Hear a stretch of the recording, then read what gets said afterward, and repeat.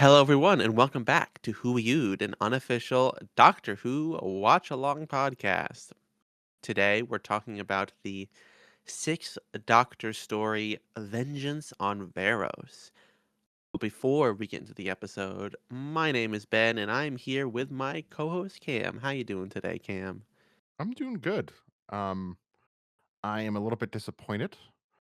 Why are you disappointed? So I, I had a thought the other day, right? Mhm. Of you know, we do so much on our phones nowadays. Everything's on our phones.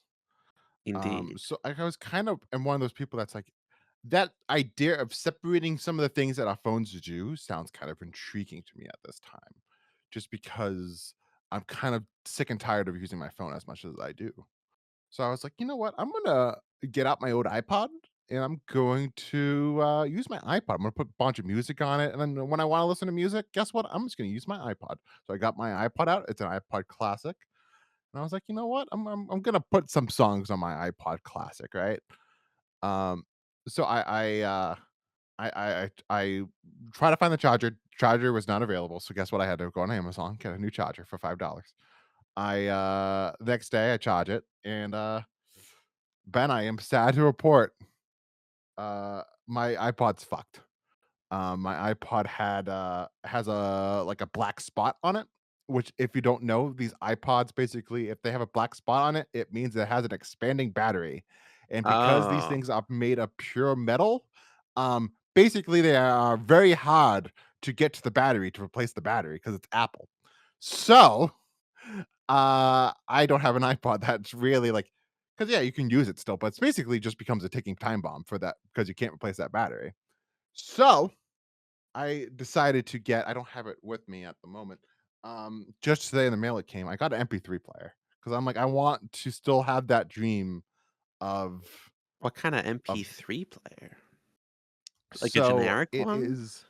It's kind of a generic one. It's like a cheap one on Amazon. Is it like a touch screen or do they make No, it all old style? it's a cheap one. Because I didn't wanna spend too much money on it because I don't know if this would be something I would use temporarily. It's a FiiO Echo Mini. Is it this one that Echo looks like a tape deck? It looks like a cassette player. So it has a little screen on it. Yeah, it has a little screen on it, but it's not touchscreen. Interesting. So, yeah, I was messing around with it today. It can take, like, FLAC audio. So I was putting some FLAC files onto it, and it sounds pretty good. Um, You don't I got think I'm gonna that try to use it just to. Spotify lossless audio though. Yeah, no, it's like FLAC if you get a good FLAC file, good FLAC file is gonna be better than Spotify. Really? Um, oh, yeah. I don't know if you know this, Ben, but Spotify's quality is awful. Even Um, lossless? yes, even the lossless one's not great. Really? Yeah, as a Spotify user, Spotify's good enough for me. Um, because, like, even Apple Music is better than Spotify, supposedly. Huh. I mean, I listen to it at this point in my life mostly in the car on Yeah, my car speakers, so whatever it is fine. yeah. Um, so yeah, I'm thinking I'm gonna try to be better at, like, going to music for, like, "Alright, I wanna listen to music. I'm just gonna listen to some music."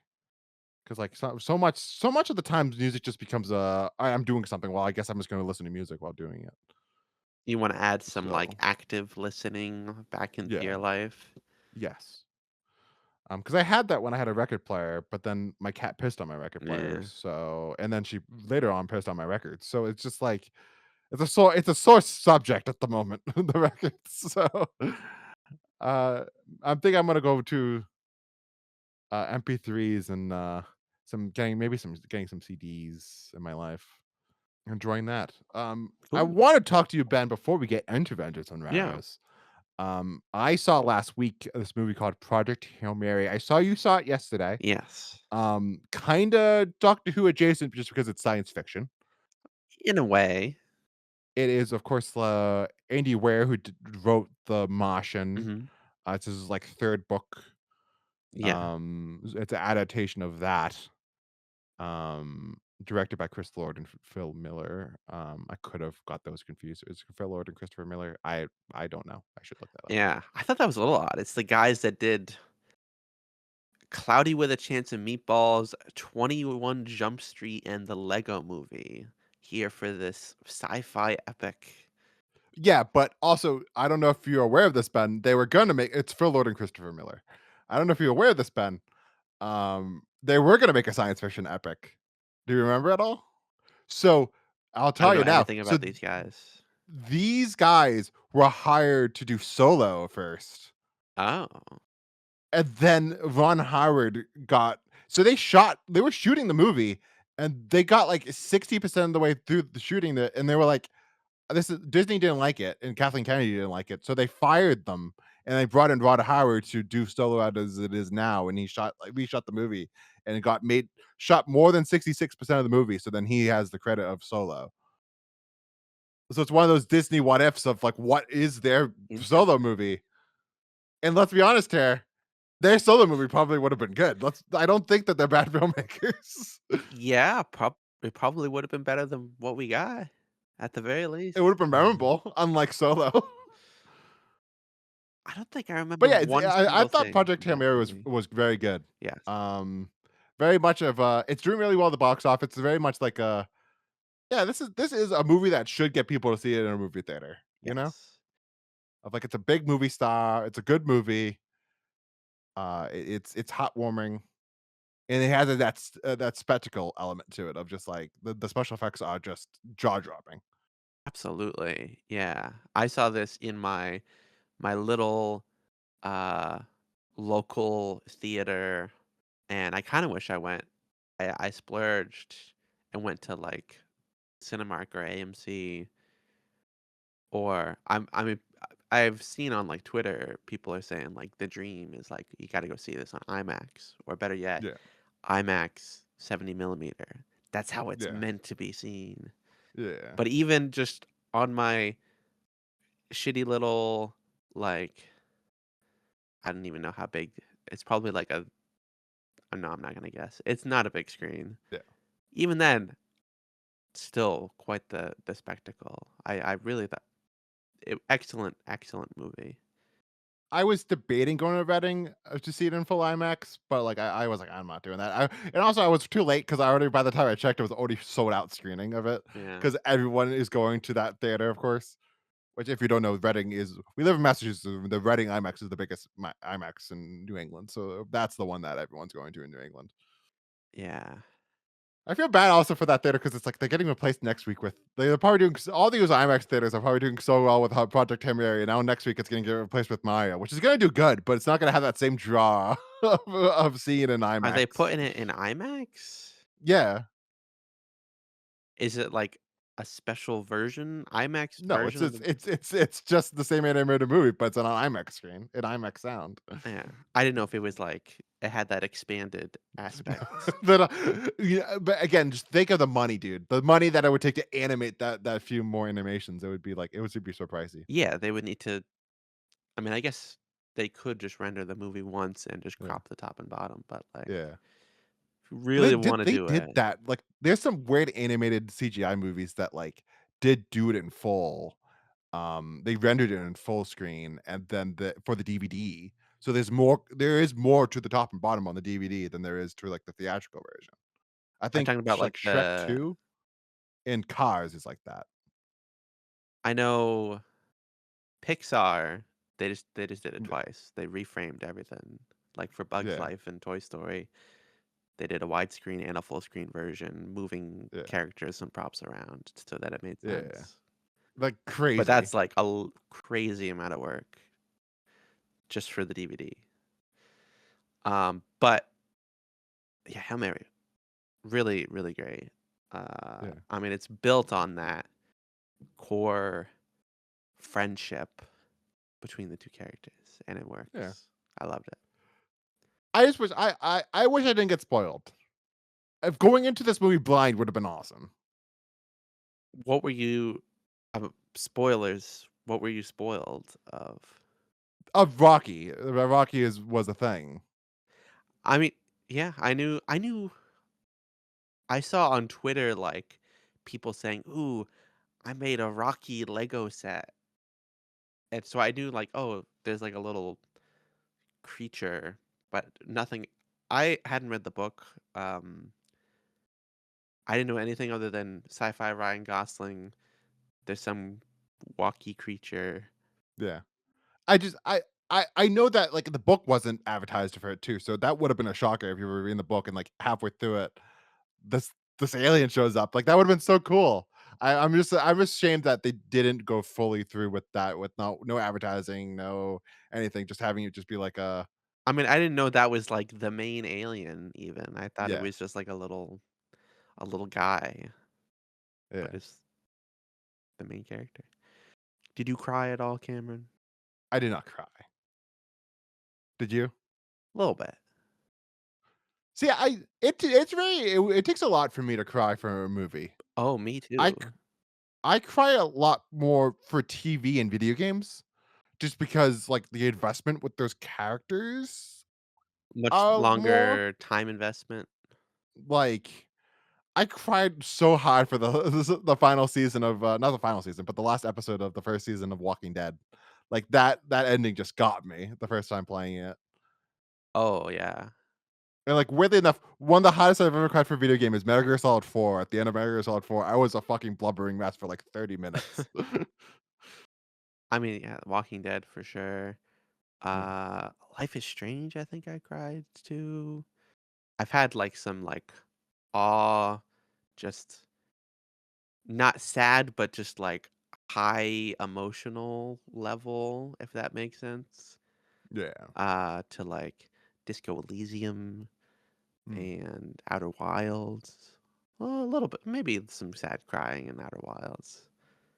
I gotta get you to play Disco Elysium, Cam. I know. I need I'm to do it. itching for a second playthrough. It's it's hard just because it's not my main that's not my main type of game, I would say. But I know that if I really gave it a shot, I would Yeah. like it. Also, like, I tried it on controller and, like, this is a PC game. This is a mouse and Yeah. this is a mouse and keyboard type game. But yeah, let's go to the topic at hand, Ben. So Vengeance on Varos was broadcast January 19th through January 26th, 1985 on BBC One. This was written by Philip Martin, who will go on to write Mind Warp. And, of course, Mission to Still, Magnus, yeah, which was, of course Mission Magnus was, of course, going to be a season 23 story, um, before everything happened with the cancellation. And, of course, there is a Target book first, I think, and then it moved on to do a Big Finish. And I've listened to Big Finish, Ben, and it sucks. It's a really bad story. You would think, "Ah, Syl and the Ice Warriors? That sounds great." Nope, it's not great. and this was directed by Ron Jones, who previously did Frontios, Arc of Infinity, Time Flight, and Black Orchid, and will also go on to do Mind Warp. What a weird just episodes of Doctor Who. Like, Yeah, that's a selection of episodes of Doctor Who. produced by John Nathan Turner, of course. Cam, what did you think of Vengeance on Varos? Okay, so I have seen this before. This was one that I watched very young. Um, I watched it. It was one of the very few classic Doctor Who episodes that was just straight up on YouTube. So that was the first time watching it. I watched it. This would have been before the 50th anniversary special, so I would have been probably like 10 or 11 years old watching this. Um, which this is a pretty dark story for like a 10-year-old to watch. Yes. I remember liking it as a kid. Seal is a great villain. And I remember liking it just because of how dark it was. And then, so this is my first time. I haven't rewatched it since, just because I have that just uh, what's to call it? That negative just perception for the Sixth Doctor that I don't want to revisit the Sixth Doctor stories. So even when I got those on Blu-ray, I never even put a disc in except for like the bonus disc to watch some of the behind the scenes stuff. So now finally watching it again on the Blu-ray, yeah, I still think this is a very good story. This is from what I have seen, at least the best Six Doctor story, it is the ideas in it's very solid. Not even just very solid. It's like a fantastic idea for a show, for a Doctor Who episode of just having it be a commentary on television and just the state of television that it was at the time and where it was going to go in the future. And it's really much like it foretells like the future of TV. Like this is people voting on TV about like reality TV is something that I don't think was a thing in the 80s, but becomes a thing, of course, in the 2000s. But yeah, it's very solid. I love the world building in the episode, and it is just one of those stories where it's just solid throughout. What did you think of it for your first time watching it? I would say it was good, just good, which makes me a little disappointed if this is the very peak of this Doctor, and it's like a 7 out of 10. It's like, well, something to look forward to.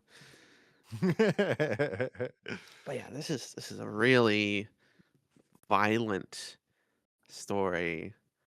I'm with Mary Whitehouse at this point. Like, You take the don't think ship. a 7-year-old should be watching this story, Ben? No, this is so much violence and torture. Like, the obvious thing to point to is like the doctor pushing someone into a vat of acid and then like cracking a joke. Sorry if I don't join ya. Like brutal death. And it's still is it's just gross. Ugh. Just not a very pleasant story. There are some interesting ideas here, like you said, with like commentating on the state of television, but I didn't find the story super enjoyable. But, like, that's one of the weird things about the story is that it's not a story that you're supposed to make you feel comfortable. I know. Like, I just it's kinda wish doing its job, but, like, that's what it wants you to do. I just wish Colin was less mean and Perry less whiny. I feel like that I like them this story. I don't think they're as whiny, and I don't think Colin is as mean this episode just because so much more of this episode he is fighting against the obstacles of, like, he needs to save himself for Perry. It's just like there's not as much of the the self the self entitlement of the Sixth Doctor in this story, except for a little bit here and there. Yeah, he comes across as more self-serving than a paragon of justice here, you know? I don't know. I don't like this guy. I'm sure he's great in Big Finish, but, like, yes, he is the best that he's been so far, but it hasn't crossed the threshold to, "Yeah, I like this guy."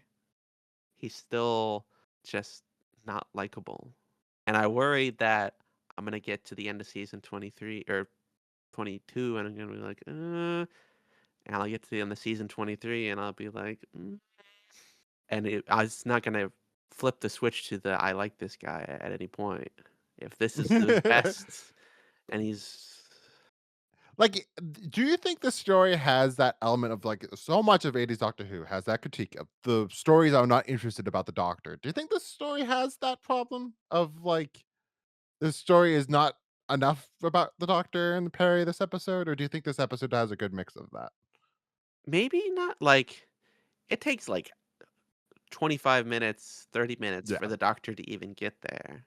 Like, he's just it's so much more focused on the world building of Mhm. Varos than and then every now and then we cut back to the doctor and he's like, "Ugh, I'm gonna die here. Yeah, because of course, And like the it's big just thing, like, just doing it. We didn't do a synopsis of this episode, but so let's before we get too more into it. Can you give us a synopsis, Ben, of this Avengers on Virus, in case anyone's listening to this and hasn't watched it in a bit or hasn't watched it at all? sure. From the Doctor Who classic YouTube channel, the Doctor and Peri visit the mining planet of Varos in order to pick up some Zyton 7, a rare compound needed by the TARDIS. The inhabitants of Varos enjoy watching criminals being publicly tortured and executed and punish unpopular decisions. The doctor discovers that Syl is supposed to be negotiating a trading agreement with the governor. However, he is in fact plotting to take over Varos to gain total control of the Zaiton 7 supply. Yeah, so, like, what I was gonna say is that, like, of course, the episode starts off with we're setting up, like you said, all of Varos, but then, the Doctor and Peri are, like, in the TARDIS, and, like, they're just the TARDIS stops working. And then, of course, a scene that I wanna mention is that Peri takes out the manual for the TARDIS. Yeah. And my question to you, Ben, is do you think that manual, do you think it's also like the TARDIS that's bigger on the inside, or do you think it's, do you think the TARDIS is do you think the manual for the TARDIS is literally just a big book? It's like a 200-page book, and that's Like everything that the TARDIS entails. I'd bet it's I forget what exactly they say. I bet it's a volume 1 or like this is the navigation, this is the food replicator, whatever, like Yeah, different categories for different books. That would be my guess if I had to do yeah. fan theory. It takes, like, if this was a normal, like, four-parter, it would take, like, almost toward like, halfway like, it would be part 2 of the story that would be like, "Oh, now the Doctor and Peri are on the planet of the actual where the story takes place." So I guess this is an argument for the 45-minute that the 45-minute, parts does lend itself to more, like, world building. But yeah, it's a very dark story. That's the main thing about Rangers on Varos is Yes. that, like, there's not quite an episode of Doctor Who that's this dark, not even in, like, New Who, of just, like, it's a story about the civilization that the people of it watch executions on the TV, and then they vote for if they do votes for the governor, They vote whether he should be killed or can stay in power. like, and then they tortured them until they eventually die. And they also make sure to point out it's on a cellular level is that they're doing this. It ain't an electric chair, it's cellular destruction. Like, it's so dark. That's one of the things I really do like about this story is that, like, the family, like, the couple that's, Yeah, people that are just watching TV the whole story. like, I like that element of it because we don't really get Interesting. that a lot of times in Doctor Who of just, like, these characters are just that are just solely there for world building purposes of just showing us, like, what the people of this world are like. Um, they never come back in, like, the actual plot at all, No, but, like, they it's I think such we only see them in their bedroom yeah. there. And I think they're really great, the story, just the 2 performances are great, as well as the way that we are able to see more into this world. I think it's a very good execution of it. Yeah, gives more information about this dystopian society, a little bit more like 1984. Yeah. I'm gonna tell on my spouse that they're not voting. Yeah, or, like, there was a point where he they,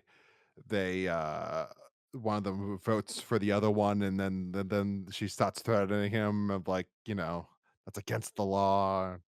It's very good stuff. Something I do wanna point out is that that woman, um will go on to be Clara's mother and not mother, grandmother in New Who in Time of the Doctor and Doc Water. So look forward for a couple of years for now from seeing her again.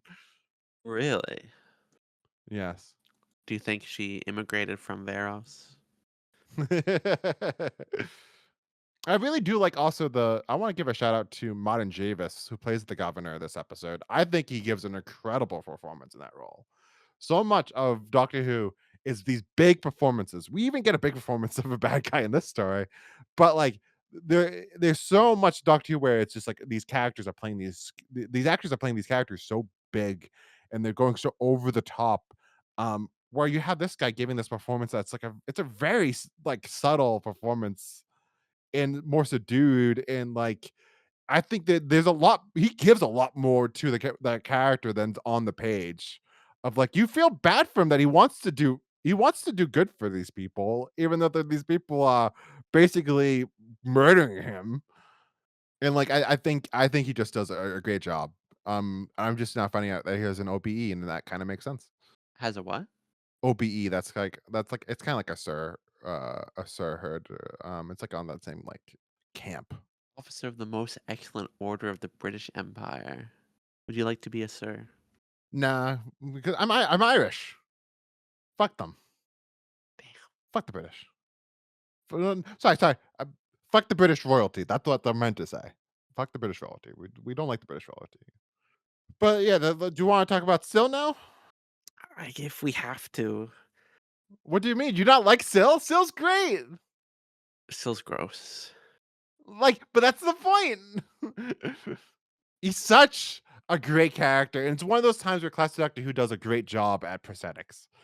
It is a fantastic prosthetics. I love it so much that he's like this, like, worm guy, slug guy, bug guy, and again, it does that thing of, like, he doesn't have a mask on, it's prosthetic, so, like and he's really that performer, let me get the actor's name, Nabil Shaban, I probably am pronouncing that wrong, he recently died, so RIP to a legend. He died last October, but he is fantastic, this story.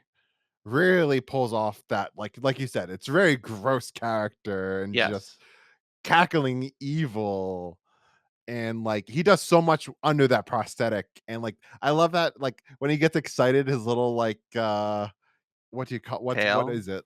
His little tail is just, like, stuff to move up and down, and, like, he has that, like, grubs that he eats too, it's just, like and he was always moving his tongue, and it's like, I love Syl.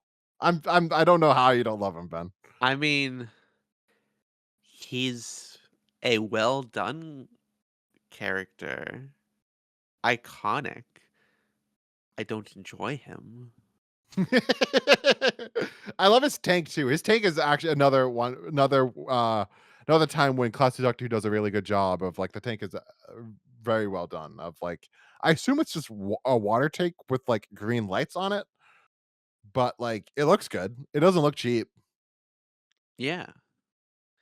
Well, are you looking forward to I always forget. Have you seen any of Trial of a Time Lord? No, I've never seen any Trial of the Time Lord. Are you So looking forward to Mind Warp? yes, I have seen it. I think I have seen his clips of that. I don't like the prosthetic as much as I do in this one. But yeah, I enjoyed it still enough to watch not enough to watch Mind Warp just because I always knew I needed to watch all of Trial of the Time Lord, so I never was committed that hard to it. So that's why I listened to Mission to Magnus and was like, "This is awful." But yeah, the so then they go to the planet. Let's just do a little brief summary of this, okay? So they go to the planet after the TARDIS stops working, so they can get the the minerals to power the TARDIS back again. So then they save the prisoner that's getting executed live on TV. And then we have just like a trials of like not trials, but like they go to room basically of like these It's a dome, like a punishment dome or something. yeah, it's like going Yeah. from punishment to punishment of like it just to Hallucinations and yeah. And then of course then you get the great cliffhanger of part one, which we will talk about later. Yeah, and it's very fun that you could imagine a world that, like, they just the of the I like that, like, it has that meta aspect to it of we're watching the story while also the people on this world is watching it as well of the Doctor. yeah, it is a bit meta. The two TV watchers are a little bit fourth wally. Yeah, and then, like, of course, like, just this is where we can talk about more about the violence of the story that, like, you have one, like, that character getting, almost killed, brutally, like, getting, attacked not attacked, but, like, tortured. And as well as then you had that scene where the doctor is almost dead. They think he's dead, of course, with the cliffhanger. But then the bigger thing is that then after that, they're gonna put the body in an acid bath. and they try it on a, like, is that that's another body that's just in a body bag that they just Yeah. put in the Just to acid prove bath. that it's real to the And they have masses. they have that comment in the show itself that somebody's like, "Yeah, just to prove that it's real." It's like, wow, that's very dark for this kid show.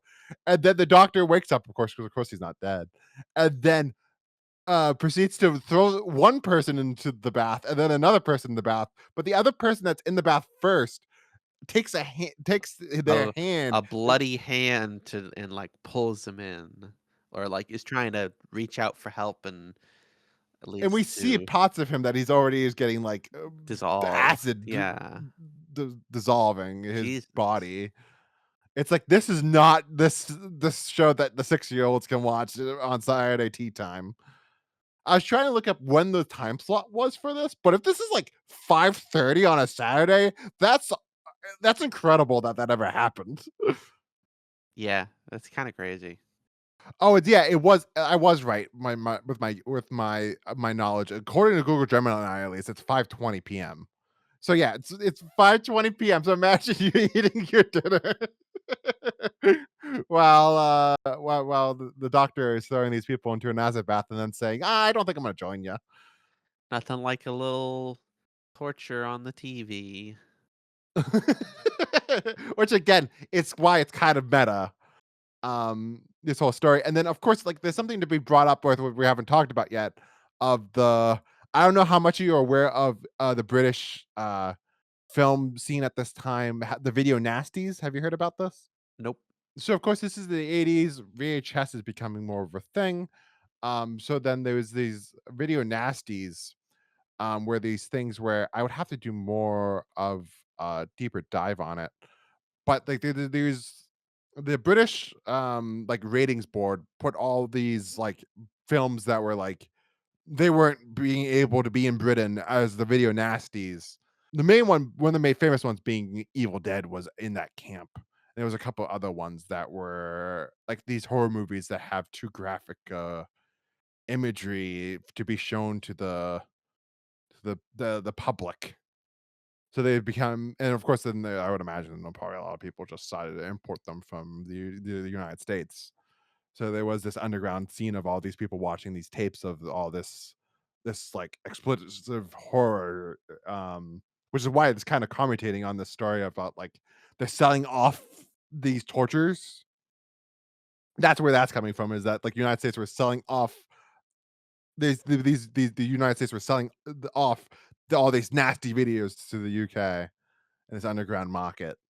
So, like, that's another element of the story where it's very much like which is what makes it so great is that, like, Philip Martin was doing a lot of meta stuff with it when it comes to just TV in general, which if you it's hard it's gonna lose context somewhat because it's well, the further we get removed from it, because of course, even TV itself is no longer in the same position that it was like, when the show was brought back in 2005, which, of course, it's good to mention that, like, even though I don't wanna spoil too much for you, the episode Bad Wolf is very much a spiritual sequel to this episode, which is another Doctor Who episode that's very much a meta episode about television itself and how we view television and reality TV now.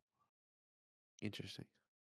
So, yeah, is there anything else to talk about Vengeance on Varos? I think I've talked about everything that I would say about it. Doctor and Peri, I suppose. The one I'd say there's like one moment I really like here of Colin Baker. It's in like the last 15 minutes where they're like in the green zone and they're smiling and he suddenly like you are just phantoms. Whatever he says. I really like that. It's kind of cool. No, I think there's elements in this story in particular where it does shine that, like, no, Colin is a good doctor.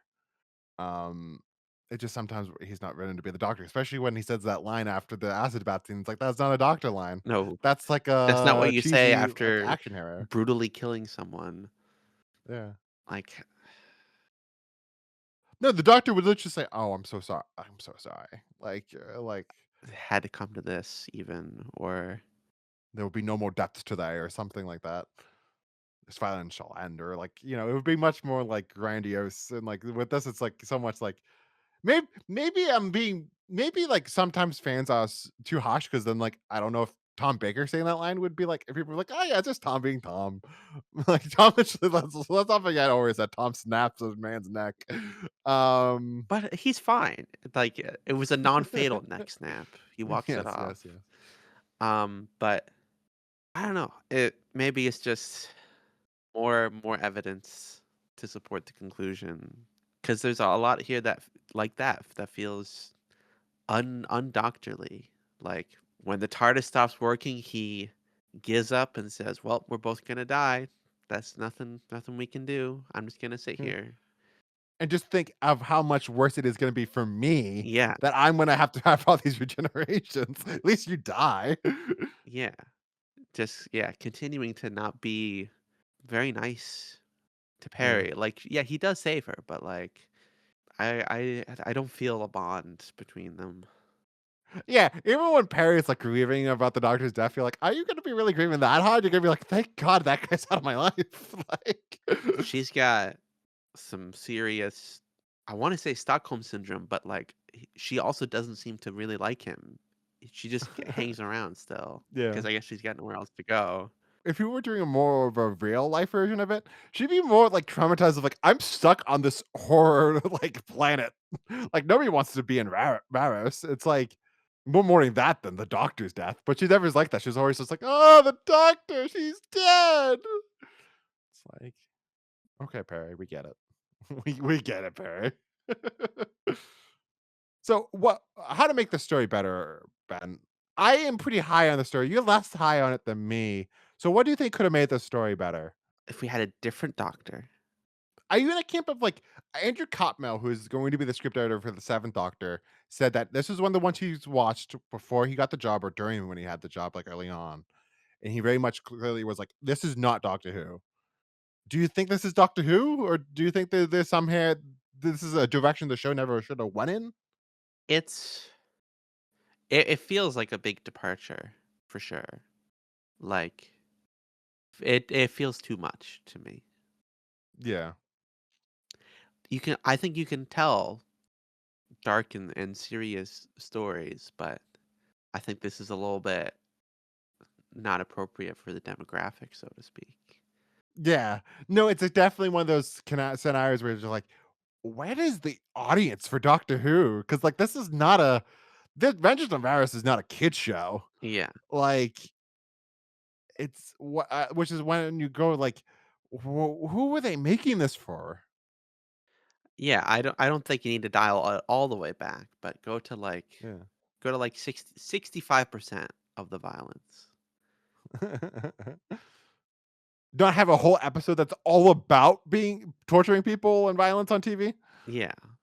I respect that it went there, though. Sure, yeah. So yeah, dial it back a little bit. Make the doctor, I want a little bit more heroism.